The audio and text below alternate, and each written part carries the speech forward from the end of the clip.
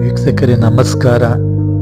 ಗೃಹಸಭೆ ಗ್ರಾಹಕರ ಅತಿ ದೊಡ್ಡ ಮೇಳ ಗೃಹಸಭೆ ಮೈಸೂರಿನಲ್ಲಿ 17ನೇ ತಾರೀಕು ಕೊನೆಯ ದಿನವಾಗಿರುತ್ತ ಮೈಸೂರಿನ ಜನತೆ ಇದರ ಉಪಯೋಗವನ್ನು ಪಡೆದುಕೊಳ್ಳಬಹುದು. ವೀಕ್ಷಕರೇ,